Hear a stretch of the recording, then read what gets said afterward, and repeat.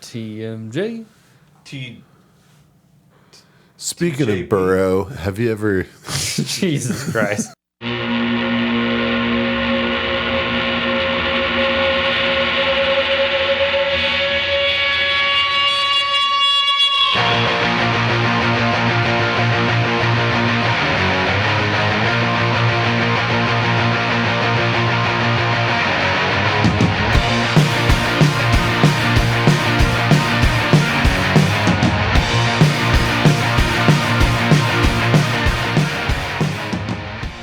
I don't want to ever talk about 2020 again. Nobody does.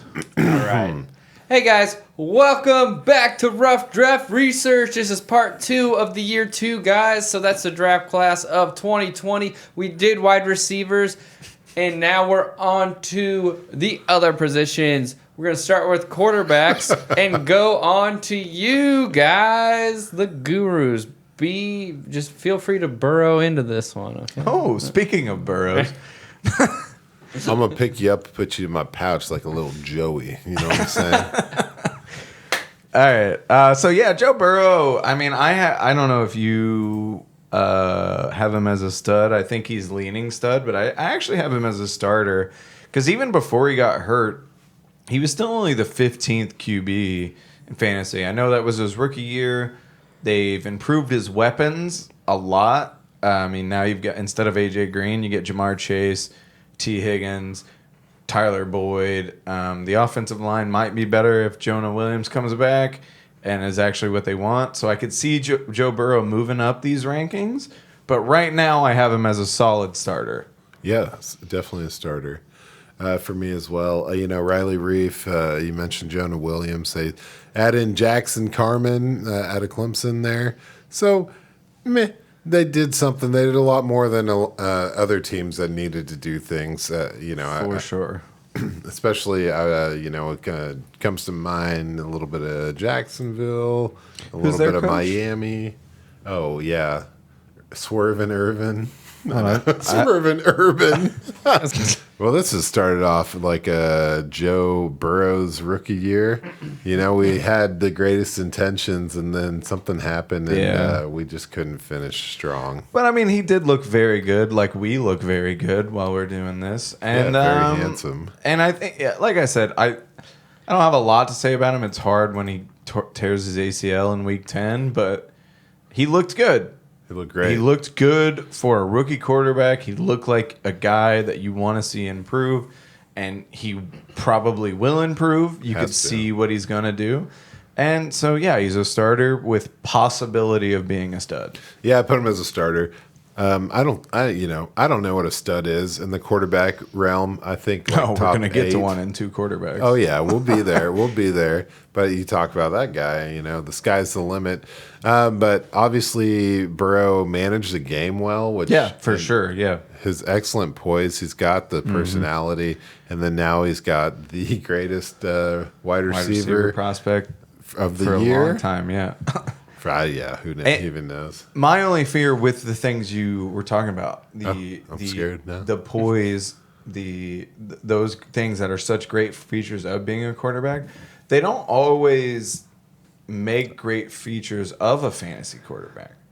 I look at somebody like Jimmy Garoppolo. You look at his win-loss record. Yeah, it's great.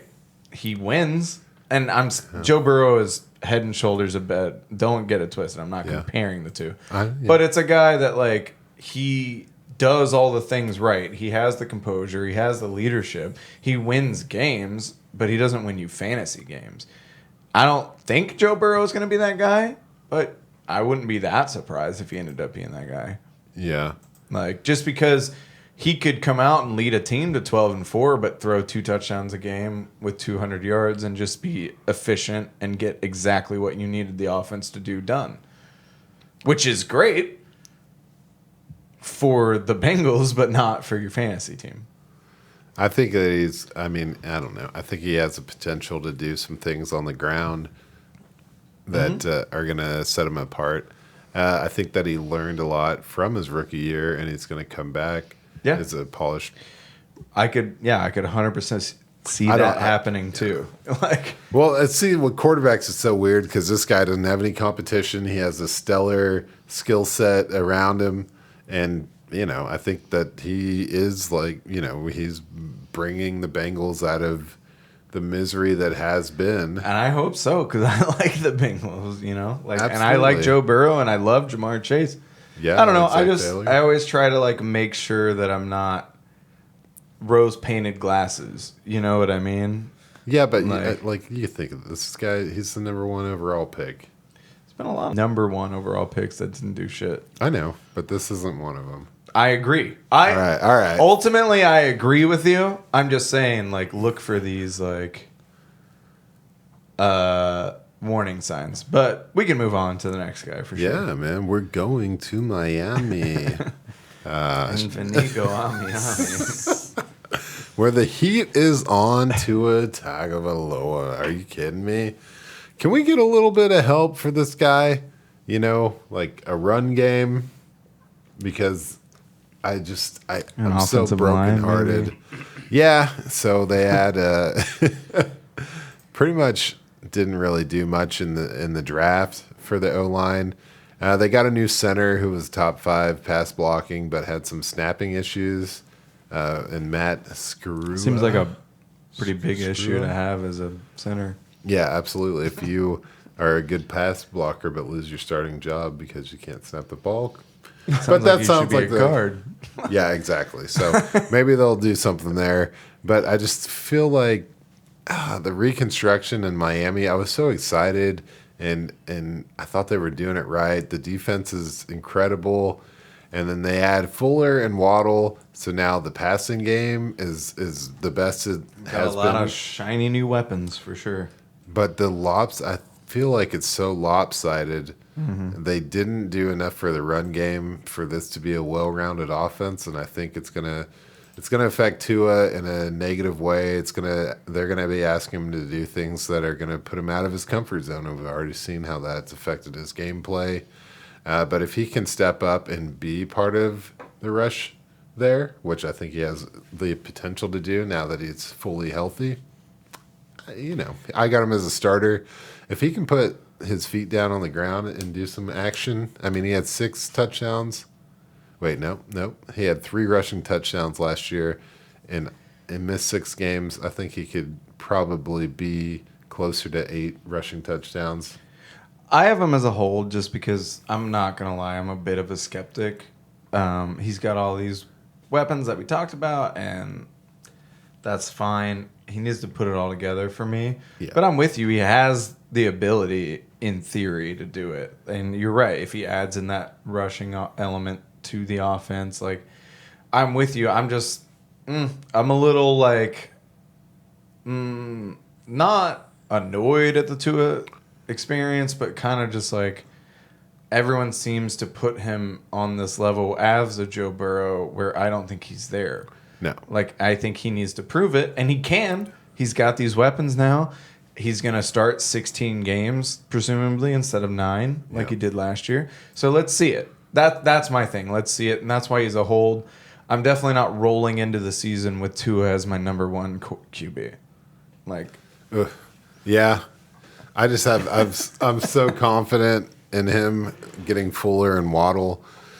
If you look at Jerry Jeudy and Henry Ruggs and the stuff they did in Alabama, it was incredible. And he walks into the NFL and is like, "Hey, you got Mike Gesicki here. Make the magic happen." And it didn't work out. So I think they put him in a very, very high success probability with what they've done in the wide receiver room. I agree with that. He's just got to do it. Right. And he can, but I just got to see it. Nothing to it but to do it. But, if we want to talk about a guy that's going to do it. Oof. Already did it. You want to talk about this 6'6", 236-pound beast in Justin Herbert. Oh, this dude tickles every inch of my body when I watch him play. He's so fucking good, dude. I'm so hyped. He did all this with the 30th ranked pass blocking offensive line in the league. But what did the Chargers go out and do to help Justin Herbert? They go out and they get Corey Linsley. They go out and they get Rashawn Slater. They go out and they get Matt Filer. There you go. But that doesn't mean it's fixed. You know, a lot of offensive linemen have left Green Bay and been fine when they left. And then rookie tackles that you draft don't work out.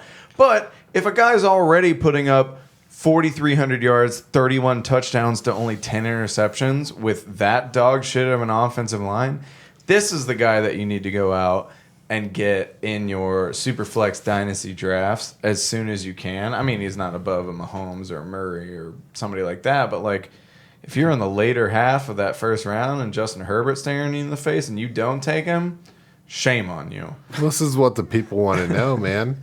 So, all right. So you say Mahomes. You say Kyler Murray. Who's number 3 there? Josh Allen. Josh Allen Allen is what I would say. Maybe Lamar. So what about Dak versus Dak v. Herbert? Dak's a tough one. Dak is coming off an injury. He should be fine. But Herbert is going to be 23. You could have that dude for 15 years. Dak's 26. You could have him for 13 years. I think they're equal. I wouldn't blame anyone for taking either one, but I think what about personally, the weapons though that Dak has versus the weapons help, but I mean the O-line though is better. I just look for me. I love Justin Herbert. He's an obvious stud. I'm just kind of concerned when you have Mike Williams going in the last year of his deal, and then you have Keenan Allen, and they didn't really add a whole lot. I mean, they got Josh Palmer, who is a number 1 stunner. What? But no, but they Tennessee could volunteered for it. They did fix the offensive line. Yeah. They tried, and obviously we don't know if it's going to work yet. But that was the number one thing. They can get weapons. You can find weapons. Yeah. And Cortland Sutton, Juju Smith-Schuster. yeah, there's a lot of people that are about to be Terry free agents that you could sign. And again, I think probably Dak and Herbert are a tie for me. Okay. That's cool. Then it kind of voids into I hate the Cowboys, so I would rather have Justin Herbert, which is not a way to run a fantasy team. But no, logic says, okay, even if you put Dak in front of him, Justin Herbert's still a first-round super flex quarterback. Do you take him over the number 1 running back? The number 1 running back? Probably not. No. Not over Christian McCaffrey. Not over... How's Christian McCaffrey still the number 1 running back? Because he put up 30 points a game last year when he was healthy. Freaking Dalvin, Doug. Even I wouldn't take him over Dalvin. I probably wouldn't take him over Saquon. But after that, I'd probably take him. JTT? Okay, so 4 running back. All right, so if you're 10th and Justin Herbert's there, you need to take Justin. Stop poking holes, all right? Fuck, I just like Justin Herbert, all right? Well, let me like my guy, and that's it. Just to clarify, it'd be 11 because we all know Stephon Diggs would be 1-1. Fine. Oh, fuck, man. No, I'm just kidding. Fucking 11. Now, then. this guy's a stud. The funny thing is I agree with everything you're saying. I want to know how you feel about Joe Lombardi as the OC. So he's the quarterback coach from New Orleans. And I don't know a lot about Lombardi, but I know that Drew Brees managed a game pretty well. And if you bring the coach from Drew Brees' career over to Justin Herbert with the talent we've already seen, I'm starting to get really excited. Yeah, I'm super excited about it. If you can scheme guys open like a Sean Payton offense for a guy like Justin Herbert, who kind of was playing off the fly a lot, now you're giving him just, throw to that guy because he's going to be open. He's going to nail that every single time. Yeah, and there's a lot of desperate game scripts, and to only have 10 touchdowns. Yeah, this guy's legit. Fuck it. Are we going to say Jordan Love is a hold right now? Oh, for sure. Okay. Jordan Love's an absolute hold. We don't know what's going on with Rodgers. Even if Rodgers plays this year, there's still a huge question mark about 2022 because there's a lot of rumors that he might come out, do the Packers a deal, and the Packers just say, okay, after this year, we're trading you. Like, there's a lot of things up in the air. So he could at least be a starter, and apparently he's doing pretty well in training camp this offseason. He didn't do super well last year, and training camp doesn't matter. But, hold him for sure. I mean, you're not going to get anything for him, so there's no reason to cut him, though. Like, if somebody offers you, like, a second-round pick for him, I'd maybe trade him. But, hold on to him. He's going to be a starting quarterback. At least see what he's going to do. Okay. Yeah, I don't have anything to say about Jordan Love, That's it. It's hard. You barely have seen anything from him. Exactly. He didn't throw a pass last year. For sure. So the stats are none. We're rolling into tight ends. Tight ends. Got 2 tight ends for everybody. 5 tight ends if you include the ones on screen right now. Oh, wait a second.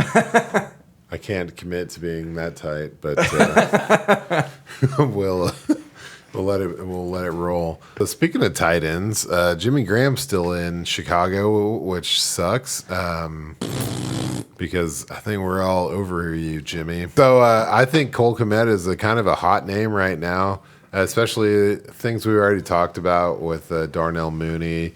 You talk about the opportunity to have 3 years on your rookie deal with Justin Fields and the potential for Allen Robinson to leave town, Anthony Miller most likely, unless something crazy happens. I still like you, Anthony, but you're not showing us that you can take your job seriously, which is cool. Do you? But I think Cole Kmet has a huge potential in the future, so I have him as a hold. I'm not really starting him until Jimmy Graham's out of town. You look at the stat line, and it's kind of like... This man. Yeah. It's fine. It should have been better. Well, it's fine for like a rookie tight end on an offense with a terrible quarterback. And you presume that his quarterback just improved by, I don't know, what's a good number? A metric 5x. Yeah. Like, I think about that much. And then and just wait till he gets used to this offense when, Fields is on the field. Yeah, and the new head coach in 2022. Yeah. I like that, sorry. No, yeah, like I'm with you. He's definitely a hold. He's big. He's got the talent. He's about to get a quarterback that's worth a fuck. Hold on to him. And don't be going fishing for tight ends out of this class unless you hook a Trautman. So we got Adam Trautman. The thing that gets me excited about him are the 142 targets left behind by Jared Cook and Emmanuel Sanders. So we're saying, obviously, he's the starting tight end until Taysom starts playing tight end. But who knows what Taysom's going to do, He might get called back to the motherland. Sorry. My thing about Trautman is just, it's not anything against him. He's got good size. He's got good metrics. I feel like I've been hearing about the next breakout tight end in New Orleans ever since Jimmy Graham left, and none of them have worked out. And now I'm supposed to get invested about another tight end without Drew Brees. I don't know. This is a guy who could end up being great that I'm just not buying into. I don't know. They haven't used the tight end since Jimmy Graham left. Like not effectively enough for you to want to invest in their tight end. Because Josh Hill was another name that was supposed to be sick. Jared Cook leaving Green Bay was supposed to be sick. Like all these guys were supposed to be the next Jimmy Graham for Drew Brees, and then they got like fucking 28 catches and he ain't no Ben Watson. Yeah, like I don't know. Like I can see it because I do see why people like him because athletically, like he is he's got it, but it's just kind of like I personally can't get invested in it. Yeah, I think people are really excited. They're chasing this number 2 option in New Orleans. Like Drew Brees is still up in that bitch. Yeah, and he's not. And Winston was never very friendly to tight ends. And then Taysom Hill is like, yeah, you guys remember OJ Howard? Yeah, no shit. So that worked out Cameron great, but Oh man. All right, I'm done. But no, I do athletically. Yeah, absolutely. I like Trautman. Yeah, just as a pure tight end prospect, but just in New Orleans, I'm not super excited about it. I'm keeping it as a hold. Yeah, hold for sure because there's no reason. Again, you're not going to get anything for trading him. There's no reason to drop him because you don't know what he's going to do. Man. Hey, so I feel like, we always go in strong and end not as strong. So let's go backwards. Oh, shit. You want to go to the... Is that going to fuck up your notes? No, I'll just dude. have to scroll up instead of down. So I do feel like we get to the end of the episode and we're just like, okay, I don't care about these three guys. Let's just fucking end it. I like it, dude. Crescendo. So let's go. We're going to go backwards. So we're going to start with Crescendo. Unbreak My Heart, undrafted free agent This James is a good one to start with. Robinson. Because literally the first sentence of my notes on James Robinson is... Somebody just help me understand this. He had 1,000 yards, 4.5 yards per carry, 7 touchdowns, 49 catches, 344 yards, and 3 touchdowns receiving. How did this man not earn Rookie a job? Rookie of the year, but a job.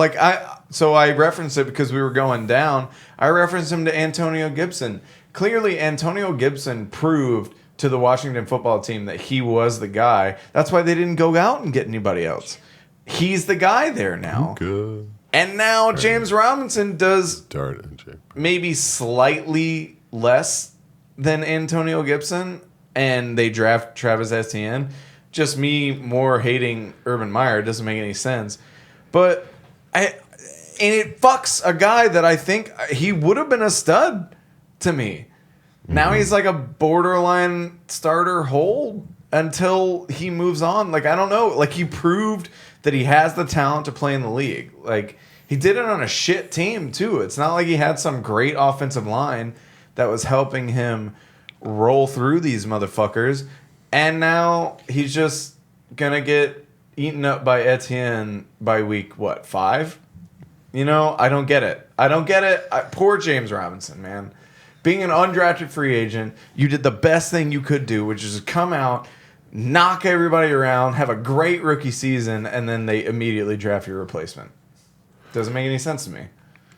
Yeah. I have him as a stoled. A stoled? A stoled. That's fair. I have a starter / hold, so you did it more creatively than me. I can't even with this. Everything you just said is true and disgusting. Yeah. So this is a team, not a lot of these guys have this combination where they got a new coaching staff, a new quarterback, and a strong rookie competition. It's like him and Denzel Mims, and that's about it. Yeah. Well, and LaMichael Perine also got those things. But LaMichael Perine did not put up 240 carries for over 1,000 yards. Actually, LaMichael Perine played second fiddle to Frank Gore. So easy. Oh, we'll get to him. My thing with James Robinson, first of all, this is very poor drafting. I agree. Yeah, it didn't make any sense. The thing is, James Robinson had a good passing game pedigree from college, and then you think of a guy like this in the build, and you don't think he was a good receiver in college. He was. Yeah. And then he puts up 60 catches. Yeah. That's incredible, man. I mean, that is, I want to say it's in the top 15 for for running back targets. I don't know. We're supposed to go the other way. I had notes, but it doesn't matter.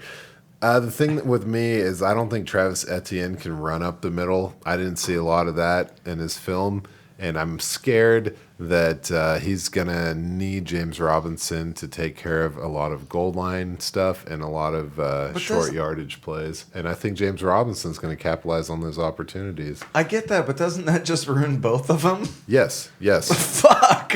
You hear 1A, 1B, and you think you're talking about a wide receiver, but they're going to do it in the backfield. And it is going to dilute. This whole offense is diluted.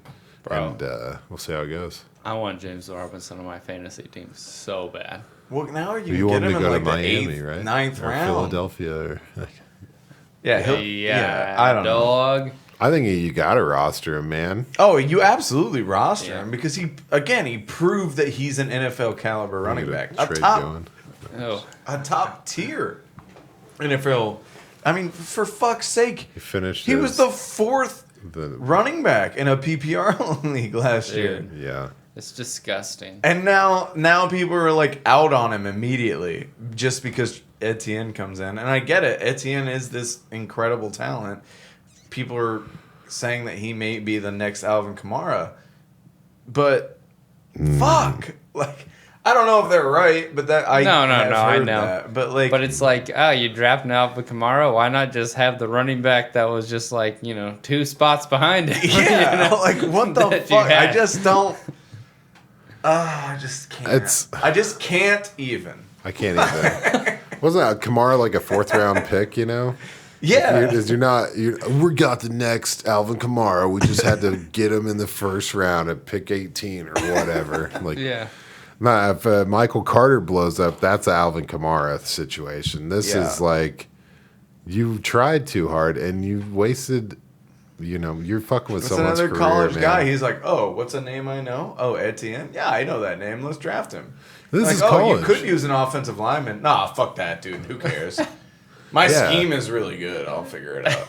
James Robinson isn't, going to declare for the NFL plus. Like, you have him as long as you want him. Yeah. You don't have to like stagger your classes, man. That's ridiculous. Sake. I know, fuck it, dude. Hey, these next 2 guys are on my team, and I'm very sensitive, so be easy. Okay. Well, you might want to close your ear. I was I'm going to go disappear into my dark hole. So up next, Joshua Kelly. Joshua Kelly. 2 first names. Never trust 2 first names. That's fair. Also, don't trust not having great production when he actually got 111 carries. And, he was very efficient in the passing game. 23 targets for 23 catches. But 111 carries for 3.2 yards per attempt.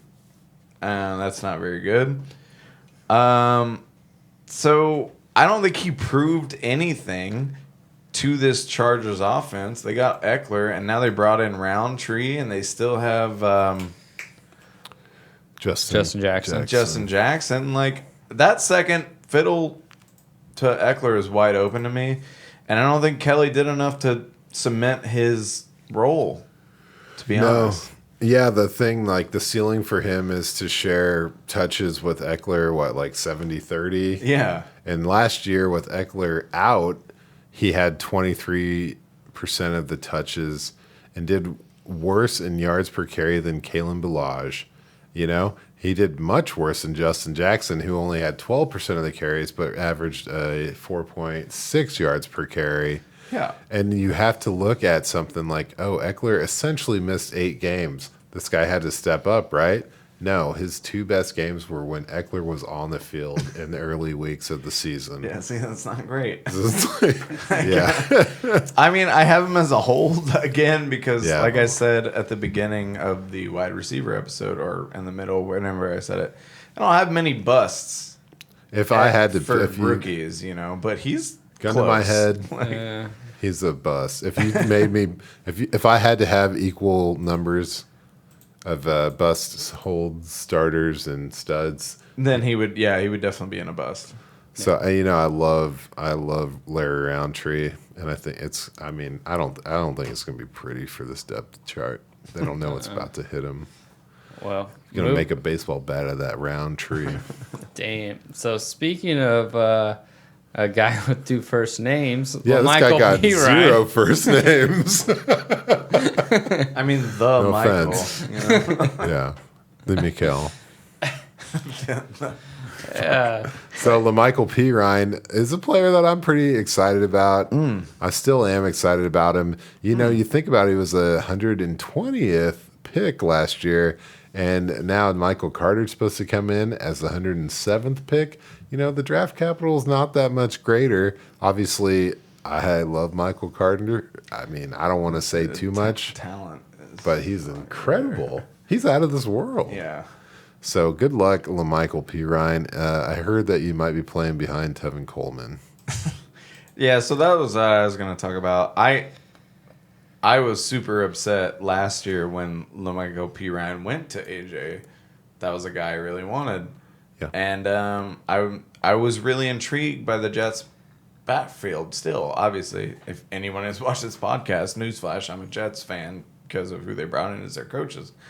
But you look at Perine's numbers, It doesn't instill me with that much confidence that he's going to do anything to beat out Carter or even Coleman. Like you said, I mean, his yards per attempt, 3.6. That's under 4. That's not great. It's fine. He only forced 7 missed tackles on 64 carries.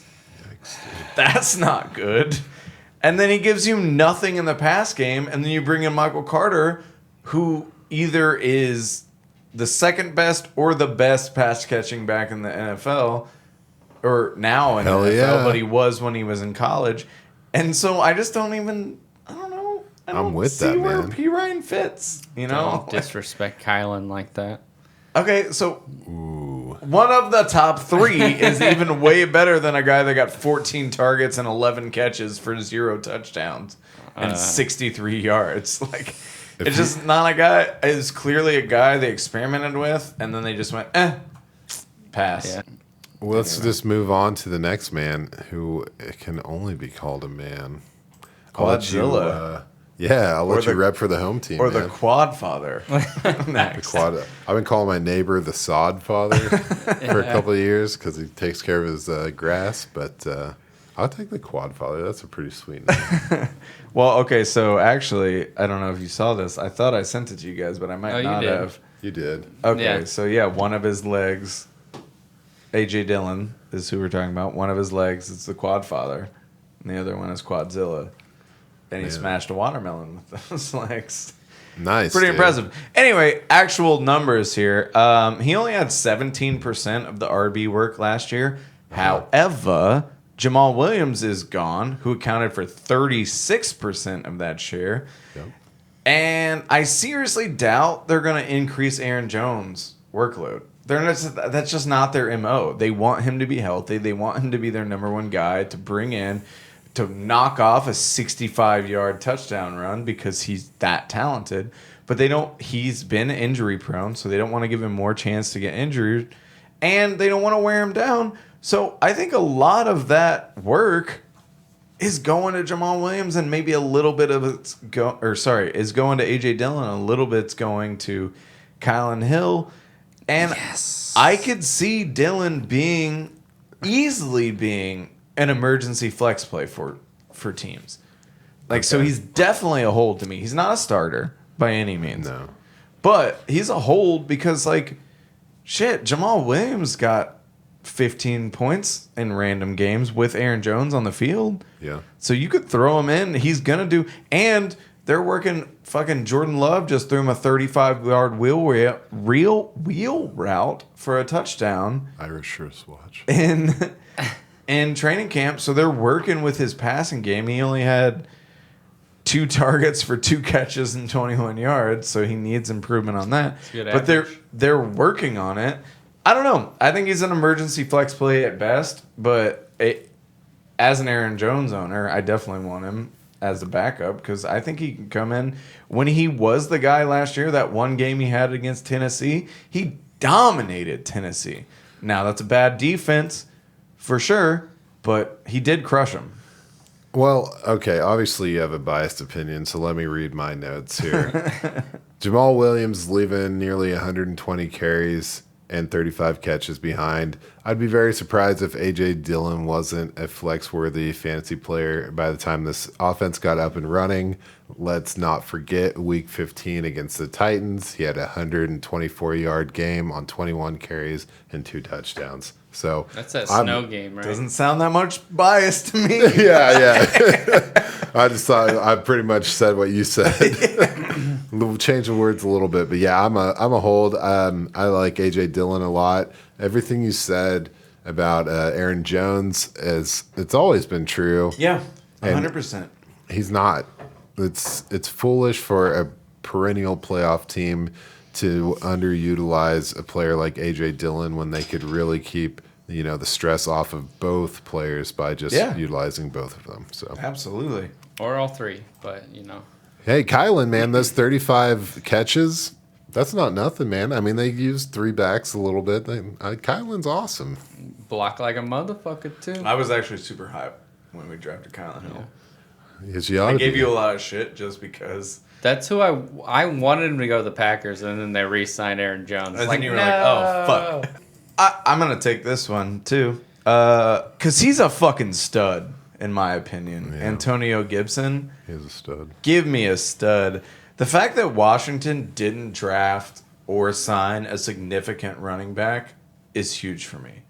Like, they brought in Jarrett Patterson to kind of clean up the passing game after McKissick leaves in free agency this year because it's kind of writing on the wall. But I don't know. He proved. Did I miss somebody? Nah, dude, keep rolling. Okay, so Gibson has proved to me that he's the guy there. I mean, he had 795 yards. That's 4.7 yards per attempt. So he had 170 carries. And he had 11 touchdowns. He did all right in the passing game, 36 catches for 247 yards. Didn't have a touchdown. But whatever, he did enough to prove to Ron Rivera and that coaching staff that he's the guy. He's the opposite of James Robinson. Like, he proved that he was good enough that, like, I think his stock is only going to go up. They're going to use him more because he proved that he can do it, which is what James Robinson did. But for some reason, the new Jacksonville coaching staff ignored everything that James Robinson put up, whereas Antonio Gibson and the Washington football team, they were all about him. Yes, sir. It'd be crazy not to bring up a few things about the Washington football team, including the presence of Ryan Fitzpatrick. That's fair. And Curtis Samuel. That's fair. So if we're talking about Antonio Gibson, who I am in love with, and I'm sad to not have him as part of my roster, but we're talking about a 6-foot running back that's 228 pounds when he came into the league. Like, this guy is built to take the workload, and I think we're going to see an expansion on the passing game work that he had. You had Alex Smith and Haskins and this weird who knows what's going to happen. And McKissick had 110 targets. Yeah, he did. Which led the league for running backs. The next two were Alvin Kamara with 107 and Naheem Hines at 76. Also on my roster. So you're looking at the guy 2 spots behind him was 34 fewer targets. Yeah, that's insane. So you got to understand McKissick's not going to maintain that workload. No. And Gibson already had a hybrid wide receiver look to him. So he's going to get that trust. And then you think about the passing game last year when you have Alex Smith and Terry McLaurin is amazing, but now they have dynamic weapons and a passing quarterback.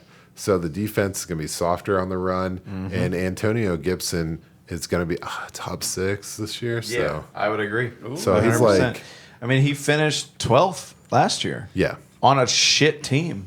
Yeah. Now on a team that I think is going to be pretty good. Maybe not. That was a playoff team, Christian. Okay, but they might. They almost beat the frickin' Tampa Bay Buccaneers. Yeah, if they hadn't had Tyler Heineke under center, you know who what? played his ass Heineke off. did play his ass off. He played his ass But off. I think they could be a legitimate playoff team this year with like a winning record, Well, they're going to win the division. That's a good start. I think. Honestly, that was my favorite. Probably my favorite NFL game last year was that Buccaneers Washington game.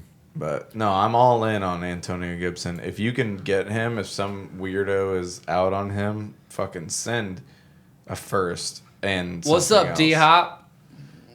Oh, he's listening. He listens to everything. He's gonna be like fucking. He's gonna be like, he's gonna finish right there. He's like, just someone please offer to trade me so I can finish. Speaking of guys that finished 114th in PPR. Yeah. You know what? I requested that we do all our stats and whatnot through week 16. Yeah. So things might look a little weird if someone's trying to fact check any of our stuff. You're going to have to listen to this small section of the podcast to hear that qualifier. But I'm going to run into Darrynton Evans. I don't think he even wanted him on the pod, and I can agree with that. Because there's no room The Titans are bumping and grinding, and I feel like this is like a party. They're at the club, YOLO in it. And Darrynton Evans is the DD, and he's playing Candy Crush in the parking lot. And the rest of these guys are about to have the night of their life, and this guy is going to be there in case they need a ride home. Yeah. But I got no hope for him. Man. No, I don't at all. No, I'm 100% with you. He only got 11% of the RB share last year. Yep. That was before Julio got there. Right. He only got 4 targets. One of his fucking things was that he was like, oh, he might be the pass catching guy outside of Derrick Henry. He got 4 targets. I don't know. Like, I think he's fine. Like, I watched some tape. I think he's... Where is he out of App State? He didn't Yeah. get any passing work in college either. So I just don't care. I think they call him the 4-down back. He's the up back when they punt the ball. Like he's that guy, like right there. But yeah. Urban Meyer could use a 4th down back. Yeah, right. Adding Julio, there's just not enough time, or there's not enough plays to go for him. So he's a hold, I guess. Yeah. Because I don't think he's a bust outside of our league where a guy took him in the first round. But That most guy is people no longer in our league. Yeah. Most people took him after the draft. For sure. Even. And so in that way he's not really a bust. But I don't think you need him. Yeah. I put him as a bold. I know I get funny with my names, but he's a bold, bust hold. Yeah. I mean, if you have Henry, fucking hold him, because I do think he's the second guy on the depth chart. Oh, yeah. But just with how much, like, even when they pull Henry out, they're just going to throw it to Julio or A.J. Brown. Yeah. It's not like the second running back's going to get any work, True. So, anyway, we can... Not like a number 2 running back that's actually going to get work. It's going to get all right work, yeah. Zack Moss. Yep. He's going to get all that. This is the number 2 behind who? Josh Allen? Depends on which part of the field you're. Josh Allen and Devin Singletary. So, I mean, it's a 60-40 split, man. So, if you look at that, he missed 3 games. The average is between 8 and 10 touches per game. That's fair. For both of these guys. That's fair, 100%. It's almost anybody's role to steal. But obviously, the red zone belongs to Josh Allen. Yeah. So, that's and the biggest tight end, thing. which is weird. That's the biggest thing is I think Moss and Singletary absolutely complement each other well. Yeah. But it's just the Josh Allen factor just ruins both of them. Like, where you would think Moss, I had a number here. I don't know. Wait, he had 30 touches in the red zone. Yep. Which is a good number of touches. But when you got Josh Allen, it just doesn't matter because he didn't do much with it, and then they just gave it to Josh Allen, Mm-hmm. And that's no hate on the Bills. I get it. That's what you should be doing. But it just sucks for both Moss and Singletary. Yeah, they have low ceilings, and they have each other. If it was just one of them and a rushing then that would quarterback, be fine. Yeah. I mean, I don't want to get too crazy with it. We might bring up the situation later. But, yeah, the touches last year, the rushing attempts, I should say, for Singletary, 156, Moss, 112, and Josh Allen, 102. And the touchdowns were 2 for Singletary, 4 for Moss, 8 for Allen. So it's just... It scares me. I'm glad to hear that over 25% of Moss's carries were in the red zone. Yeah. It means that there is potential. And I do think he has a lot of potential, but I don't think that there's enough breathing room for him to be serviceable as a starter, so I have him as a hold. Yeah, he's a hold for sure for me. Ooh. And then we get to my first bust. Yes, sir. Actually. And it's not even because I hate this man named Keyshawn Vaughn. Don't hate him, but just where he was being picked, he was being picked at the end of the first, beginning of the second. And he had 26 carries, which he actually did fine with. 4.2 yards per carry. That's not terrible. Hey, 26 more than Eno Benjamin. Then he had 9 targets for 5 catches, according to PFF. I know our numbers are always a little bit off because we do Fantasy Pros for rankings, but then I do PFF just because they take away some of the whatever. Roll with it. But then, so a team where it was like, okay, all right, so he had a bad rookie season. So let's see what they do. Oh, and then they bring back Leonard Fournette. Uh-huh. And then they sign Giovanni Bernard. Uh-huh. And they have Ronald Jones. Yep. And it's like, okay, that in and of itself wouldn't even make him a bust. But then I look at the fact that he's 24. He's not going to be 26 until he's a free agent. And apparently, he's not going to get the chance to prove that he's dynamic enough for a team to want to sign him to a deal that makes him worth a fuck. And so he's going to get his first deal when he's 26 years old on a roster that nobody believes in him because he's been behind fucking Fournette and all these other guys. I don't know. Poor Vaughn, because I actually again, another guy I watched a little tape on. I kind of like him, but it's I thought he crushed it in Vanderbilt. Yeah, man. I was really excited about just him. something went sideways, and he's gonna be one of those what if guys to me. So I mean, yeah, they draft him, and then after the draft, they pick up Leonard Fournette with the whole whatever happened in Jacksonville, and then it's just it's an unfortunate circumstance. Yeah. Unfortunate. But basically, to me, if you look at a Super Bowl winning team that brought back all of their starters and you have Bruce Arians as a coach and Tom Brady as a quarterback, forgive me for saying this, but this doesn't seem like the farm system where you come to develop a second-year running back that didn't get any work. No. This is, you are, oh, who are you? I don't know you. Please leave me alone. Go shine a helmet. I feel bad for this guy. He's in a really, really shitty situation. And I honestly think Gio is going to probably outperform him in this offense. What is the percentage chance that Tom Brady even knows who he is? Oh, dude. What is it, 60-40?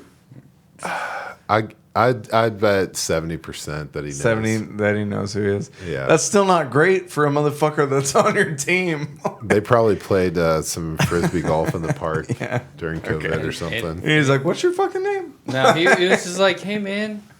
Sean, right? Sean, right? He's like, well, Keyshawn. He's like, yeah, Sean, what's up, man? What's up, man? Let's finish it off with the top 5 here. Ooh, they've been the top 5. They're still the top 5 in my heart. There's a stud in here somewhere. Let's go with Cam Akers. Ooh. So Malcolm Brown's out of there. That's 100 rush attempts and 33 targets getting out. I do think Henderson's still going to be a thorn in the side, but... Man, we are just on a fucking vibe. Sorry, I should have let you go. No, you're good. You're good. I shouldn't have been interrupted. Something that Tom Brady never said to Keyshawn Brown. That's funny. Keyshawn Brown bought him a water, and he's like, we're on a fucking vibe, dude. Thanks, bro. They should give you a raise. Vaughn, right? Ah, Jesus. He just calls him the wrong name every time. But the thing is, total touches, that's receptions and rush attempts. Henderson had 2 less than Akers. Mm-hmm. So I want to believe that margin is going to be much wider this year. And I think Stafford is the kind of guy that can open up the offense in a way that's going to increase the potential for Cam Akers. So, I think that he easily, out of this class, has the best improved fantasy football finish after being the RB50 last year. Mm-hmm. So I'll let you take it away, man. I know you got some stuff. No, you're good. So I have him as a starter because I agree with you. I do think his stock is going to go up just because of Malcolm Brown leaving and Matthew Stafford getting there. Excuse me. But I'm with you on the Henderson shit 100% because they kind of, like you said, it was 2 different. And Henderson, honestly, did better in my opinion. Like, if you look at the numbers and you watch the tape, Henderson was more efficient than Akers ever was. So all these people were, like, really hyped about Akers, and I'm like, that's fine, but, man, especially in an offense with Sean McVay that kind of goes on the hot hand, whoever's going to be good, whoever's being good is going to be the guy we go with. If fucking Akers has a bad game and Henderson comes out and slays it for 6 yards a carry, they're going to go with Henderson. I know they will. That's just who fucking Sean McVay is. He's not going to be a slave to the fact that Akers is supposed to be better. Right. You know, and I'm scared because Akers should have been better than Henderson last year. Absolutely. And he was equal.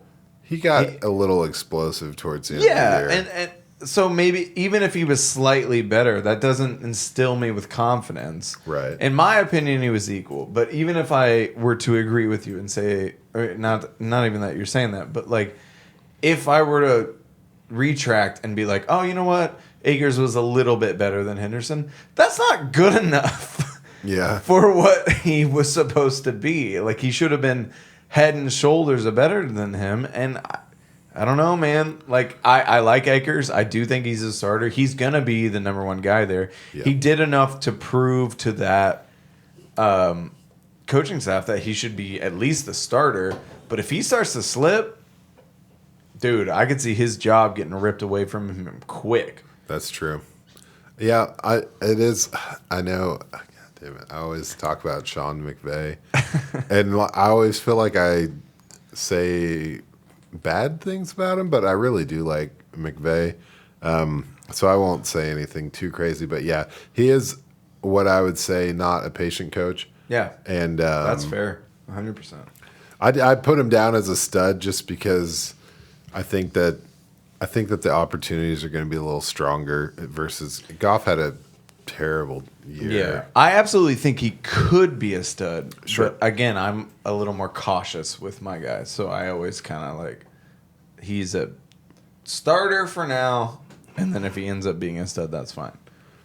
But anyway, yeah, man. Not to interrupt. Oh, you're good. I was pretty much done. I thought I was going to say something about Akers, but then, it's gone now. Oh, fair so enough. We move along. We can swiftly move along. Oh. To DeAndre Nice. Swift. Again, I wrote my notes backwards, so I'm gonna have to read them backwards, kind of. Yeah. Do it. DeAndre Swift. Let's hear it. I wish I would have seen a little bit of a better running game out of Swift. He was an excellent receiver, and that's awesome. But also, Detroit was one of the worst teams in the league, and they did a lot to improve their offensive line. And so hopefully that helps them out. Well, they fucking drafted Penei Sewell, so they did one thing to improve their offensive line. They did the best thing they could have done. Yeah. And so then Campbell's talking about wanting to run more, but he's also talking about wanting to get Swift out into longer routes. And so I really like Swift. I have him again as a starter, but I have him closer to being a stud than I ever did Akers. Ooh. Just because he had 56 targets to 46 catches for 357 yards and 2 touchdowns, whereas Akers only had 14 targets for 11 catches. And I don't know, they kind of produced the same on the ground. I mean, Akers had 100 more yards than him, but Swift had 8 touchdowns, and Akers only had 2. So, like, they're still producing. I don't know. You could argue that Swift is producing more on the ground if you want to talk about only scoring. But then he actually is a receiver, and now you're talking about a coach that wants to get him more involved in the receiving game. I think he has a better chance of being a stud than Akers does, in my opinion. Tell me I'm wrong. Okay, actually, I'll switch with. I'll agree with you. You've talked me out of Cam Akers. Everything I was going to say about Swift was that the opportunity is extremely high.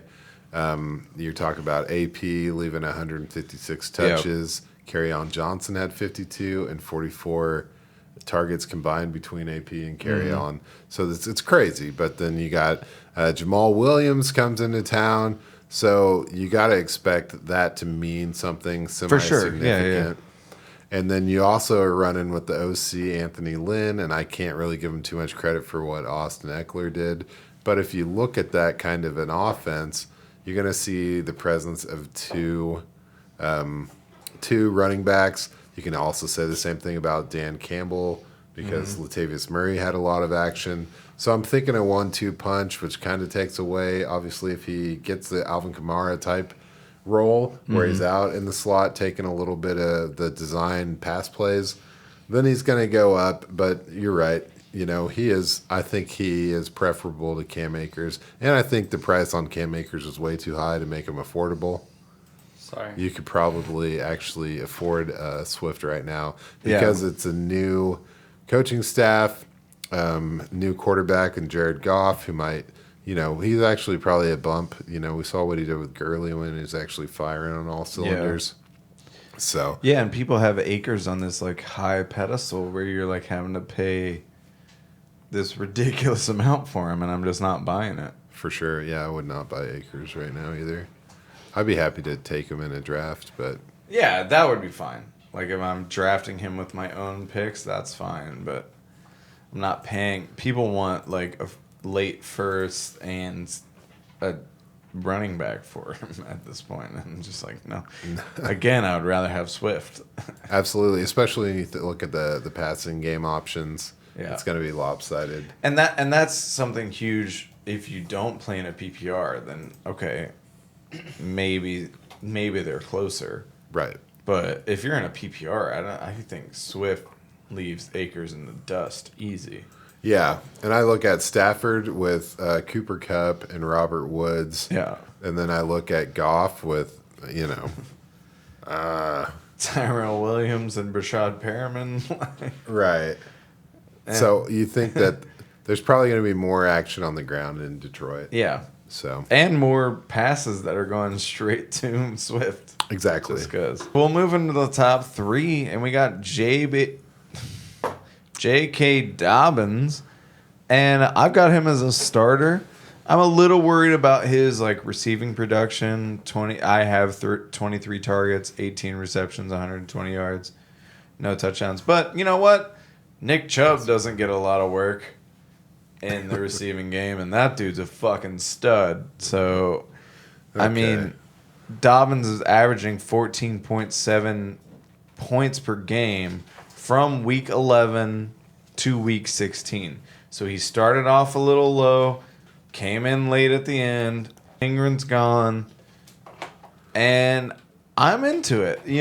But I think he's a starter. I don't think he's a stud, but I mean, he was the RB14 for that period, weeks 11 to 16, which is, that's starter material to me. Yeah. There's no doubt he's a starter. Mark Ingram only left 72. Mark Ingram, sorry. 72 carries. No. But the thing that gets me with J.K. Dobbins, in addition to, I didn't really elaborate too much on what's going on with the Lamar. But if Lamar is going to be a passing quarterback, then the rushing game is going to go Dobbins' way, which is exciting. But it's something that's not exciting is the Gus Edwards extension. That's fair. 100%. Okay. Past 3 years, 137 carries, 137 carries, 144 carries. Gus Edwards outtouched J.K. Dobbins last year. Yeah, but Ingram was there too. Yeah. So now you would assume that Dobbins is going to take over for Ingram. Yeah. I feel you. You couldn't. You may not be. I may not be right in assuming that. But I don't know. I mean, J.K. Dobbins did have 134 carries. Yeah. So it's not like he didn't have any. He was pretty close to Gus Edwards. But I'm with you because Gus Edwards is good. I saw today that LaDainian Tomlinson had Gus Edwards and J.K. Dobbins as his fourth best running back duo. Oh, really? Yeah. So I'd be curious to hear who's better than that. Obviously, you got the Cleveland. Aaron Jones was third. Leonard Fournette and Ronald Jones was second, which I thought was stupid. No. And then Hunt and Chubb. Okay. So I would have definitely switched Jones and Dillon to second over goddamn Fournette and Jones. and Jones. That's like a couple that fights all the time, you know. They're But not the a fact that- power couple. But let's be real. As much as I get annoyed at these like famous players coming in and giving their rankings, they do matter because he knows what the position is. Like he knows what it does. And for him to put Dobbins and Gus Edwards as fourth, that means a little. You know, it doesn't mean a lot, but it does mean a little. Yeah, I just think that Gus Edwards is going to have an annoyingly heavy load. The fuck is For happening? Dobbins owners. Yeah, that's yeah. fair. I think And he's then, going to be yeah, on the field a lot. If Jackson is still running as much as he used to, then yeah, both of them are fucked. You know, yeah. I mean, both, you know, you're fucked for rostering them, but that team's going to do what they do. But damn. It's But like everyone's second fiddle to Lamar and that. Yeah, we can get to the stud, the only stud I have Okay, in yeah. the RB class, and that's Jonathan Taylor. Two first names be damned. And as an owner, I will let you take it away. Yeah. Okay. So the thing that Jonathan Taylor has is pretty much the exact same crowd in the backfield. And Marlon Mack is back, which means nothing to me, but there's plenty of smoke. And sometimes when there's smoke, there's fire. I don't know if you guys saw that beautiful sleeper notification where he's on pace for That was hilarious. 1,792 yards. I commented that my son was on pace to be sucking on a titty every 4 hours in his life, but that didn't work out for him either. So obviously Jonathan Taylor is he's amazing, and we have Wentz in town instead of Phillip Rivers. So I think that's great. I think it's fine as long as they don't get cute with the committee shit and actually give him some targets.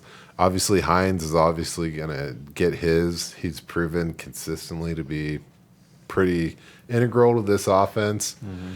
But I don't think you can stop Jonathan Taylor. I think he went berserk last year, and it's only getting better. He had a real offseason this year. No, I'm 100% with you. I was trying like a motherfucker to trade up in front of you to get that number 1 overall pick, and I was going to take Jonathan Taylor over CH. Of course. Yeah, like I think he's way better. Mm-hmm. And you say get targets. He had 38 targets for a guy that's predominantly a running back. That's pretty good. And then he caught 36 of those targets. Incredibly efficient when he did it. But no, you're right. Hines is going to take those. But I mean, he came on so hard at the end of the year. The beginning of the year was a bit rough. But the only thing I'm going to say is the Colts did lose Anthony Costanzo to retirement. They replaced him with Eric Fisher from the Chiefs. But we don't even know if Eric Fisher is going to be ready for week 1. Not that left tackle is a huge component to a run blocking team. They still have their guards, which is what they need. Right. But they were the 3rd best run blocking team in the league last year. So if they take a dip at all, that may hurt Taylor, but Taylor's still a stud, and he's the guy I want out of this draft class before anybody. Heck yeah, man. I keep drawing the parallels between him and Melvin Gordon. Very similar production. Yeah. In Wisconsin, they go to Frank Wright team. They play kind of weird competition in the backfield their rookie year. And then, I mean, we all saw what happened with Melvin. It's going to blow up. I think the sky's the limit. What do you think, man? Top 4, top. Oh, for sure. I mean, he was 7th last year. Yeah, but we keep saying that, but we're talking about Zeke was dead. Well, Zeke's still Barkley, dead, in my opinion. Barkley was hobbled, and Christian McCaffrey.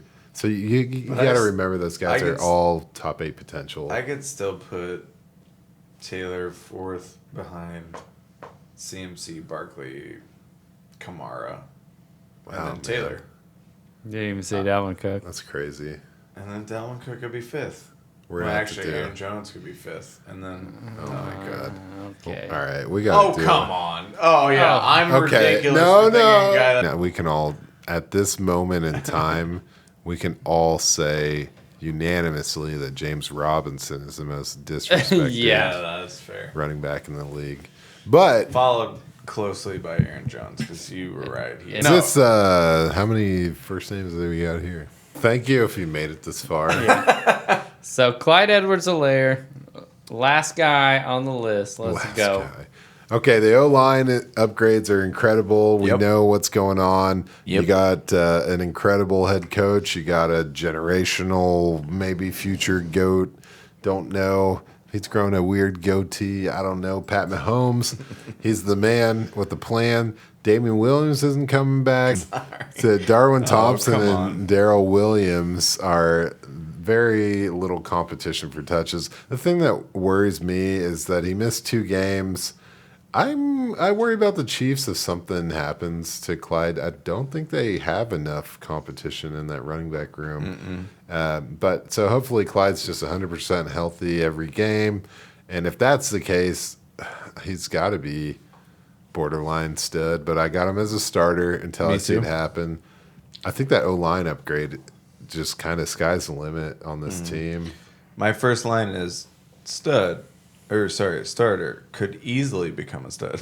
For sure. And no, I'm 100% with you. They improved the offensive line, and clearly they did that for Patrick Mahomes' benefit, but it's definitely going to benefit CEH as well. You know, like, as long as he stays healthy, you're right. Like, there's nobody behind him.